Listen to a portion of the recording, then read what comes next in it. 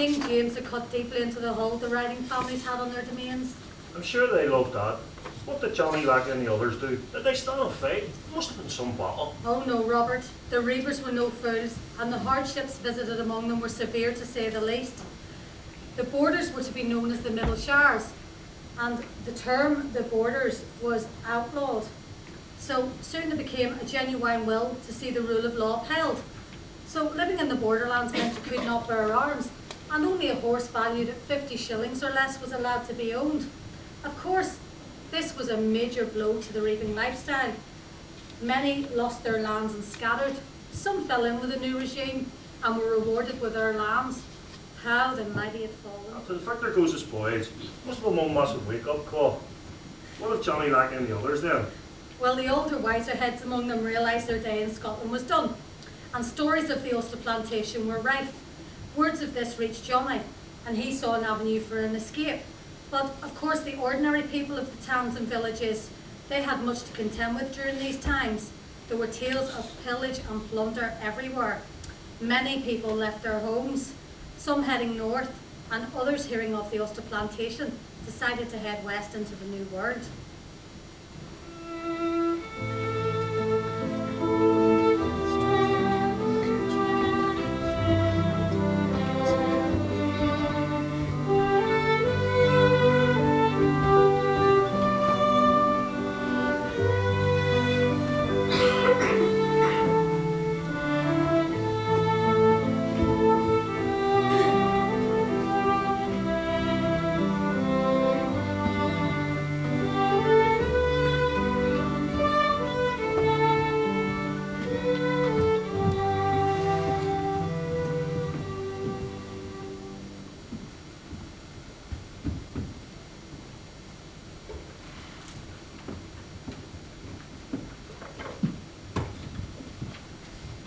Stop it, Ards, let me be. Oh, stop your grating, Catherine. Enough, Ards, I'm in no mood for your jesting this day. Are ye ever? See you, sister. Every time you open your mouth, you swallow your face. Smile. Honey. They're coming, Ards. The English are coming. Don't you know what that means? Wee Davy McAllister told me about a village just north of Berwick. He says that all the people were herded into a barn and then the barn was set afire. Pikemen surrounded the barn so that anybody trying to escape were impaled. All were killed. Davy says that the heads of the so-called ringleaders were hung at the gates of the village. Enough. I don't want to hear any more. Davy McAllister. That fool's always running off at the mouth for wild tales. Don't let father hear you talk so. Father surely knows more than we. Why else do you think his face has been so dark in these past few days? He knows what's going on. Well, that may be, Catherine, but Hush the pair of you and be about your work and wait for your father to get home. Miss Mother. Here he comes now. Come, William, there's a fine bowl of stew waiting for you at the dinner table. Aye. Well, let us eat.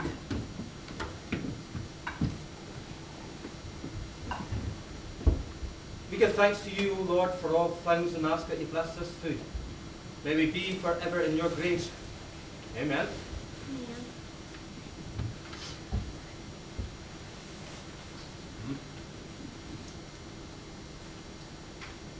You look upset, daughter. What ails you? Oh, it's nothing, Father. She fell down her knee, that's all. It's nothing. Is that so, Catherine? No, Father, it's not so. The English, that's what ails me. They're on their way to kill us all and we're just sitting here waiting to be burnt out of our homes. Catherine, hold your tongue, girl. Hi, Père, no heed, Father. She listens to the silly talk of wee boys that get rid of gospel at saying. Quiet now. Allow the girl to speak. Go, Catherine. Speak your mind. The talk is everywhere. All the village speak of it. The English have declared war on the borders. That's what I've heard. People are being killed and villages burnt. I've been told that the Grahams have fled their land and the Bells are soon to follow. If the riding families are running away, what's coming our way? Father, is it true? My family.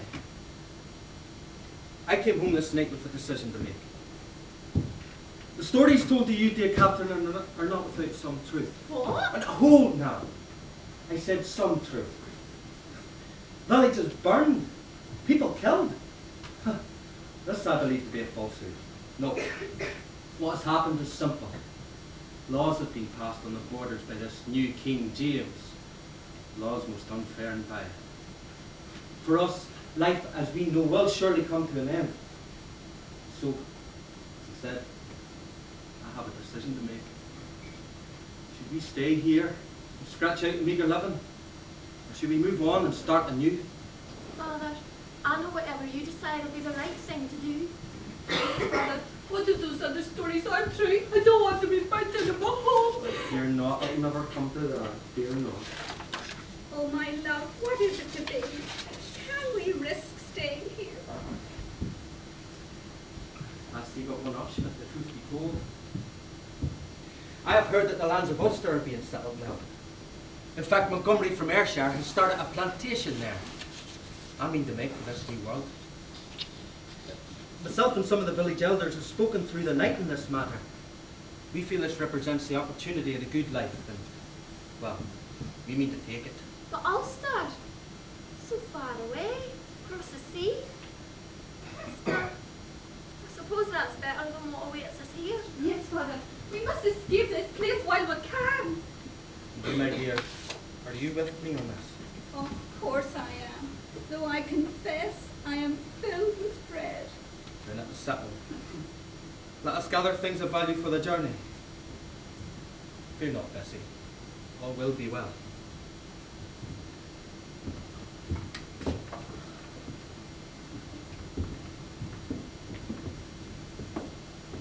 Catherine, I'm sorry I didn't believe you. Oh, it's okay, sister. We Davy McAllister usually talk straight anyway. I will let you promise. Catherine, I'm scared. Me too, Alice. Me too. But we can't stay here. I suppose as long as we're all together, all will be well. Am I right? I hope so. I truly do. We must be brave.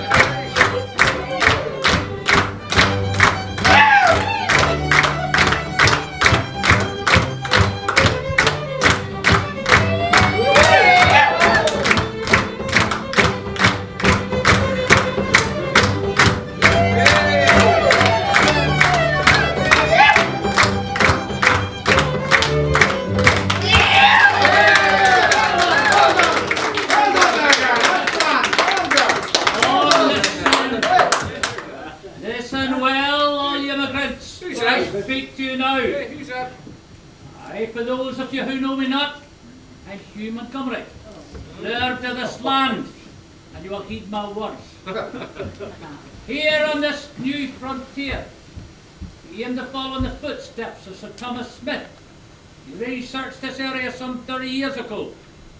He saw the importance of building a town we shall now call Newton. I know this. While a new and barbarous land this may be, the word of King James is still law. Never! Aye, and anyone who breaks that law will be met with force. I promise you that. For we are here to be the Meccan of this land, no the ruin of it. Now listen well. Lots will be drawn to allocate land. Aye, this will prevent disputes, for no bias has been nor will be shown. I shall come forth, seize your destiny, men of the new frontier.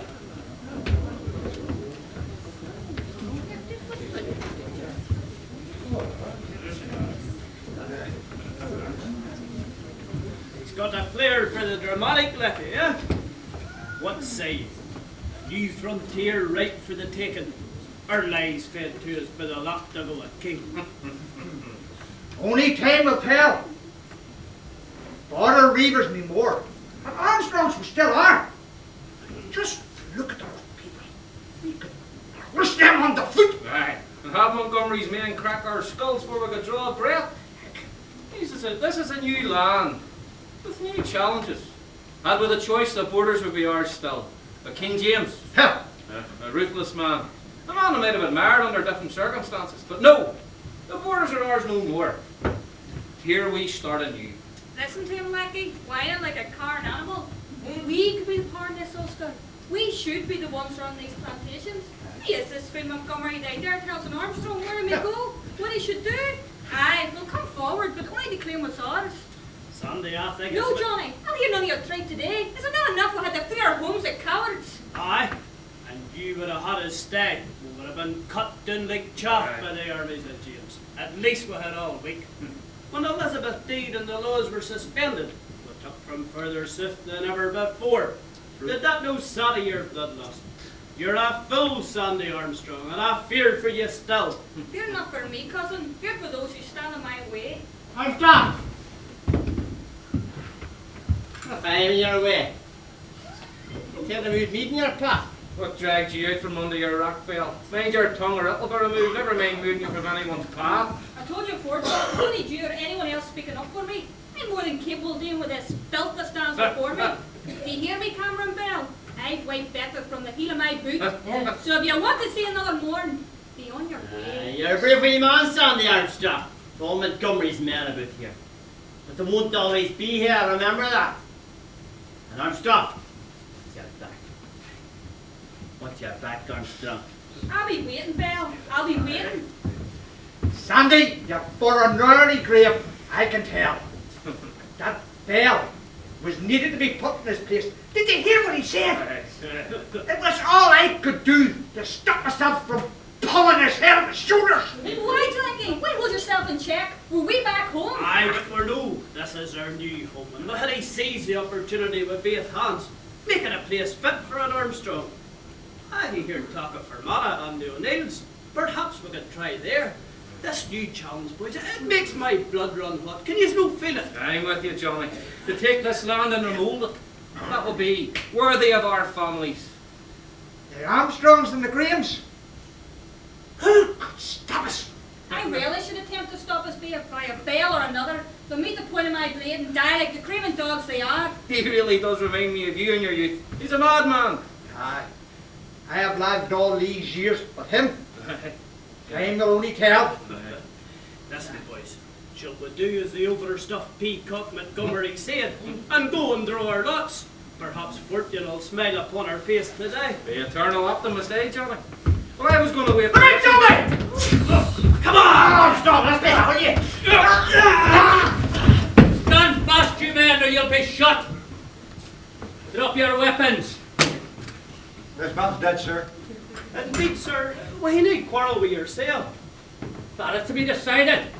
Speak, man. State your name. Armstrong. Johnny Armstrong, from Hollis Tower. Armstrong, you're known to me, Johnny Armstrong, as your deeds. Who here hasn't heard of the Border Reavers? Does it matter who or what we are? We're here to start a new life just like the rest of these people. Yes, we're Armstrongs and we're proud of it. Aye, no crime has been committed here, and well you know it.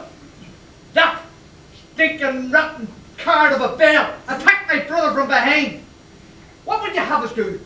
Stand fast and let him kill us all? No crime has been committed here. Only an act of self-protection. Ha! This is to be decided. You are indeed an Armstrong, and as such are to be considered dangerous. Men, take him into custody.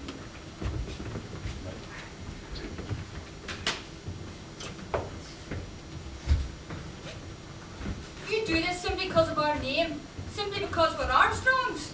Aye, you're nothing but a lackey to that ungodly King James. I don't recognise your authority, so why should I submit to the likes of you? Why? Why, for I speak your language, boy? I'll cut you down, you stand. I'm Hugh Montgomery, and the Armstrong name holds no fear for me. This is a new world for us all. We'll have no business with those who would spoil it for others. But you're a Scotsman too. How can you stand against us working for that devil on the throne of England? The old ways are no more. They're a thing of the past. And you're a relic of an evil time. Take them into custody.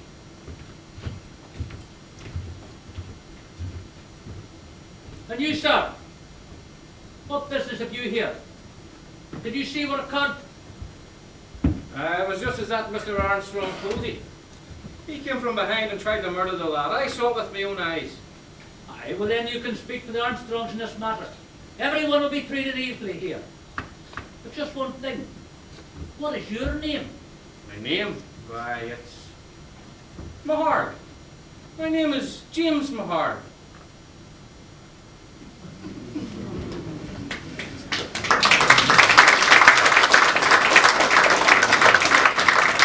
Mahard, but that's your name. Who would have thought our families were since long known to each other?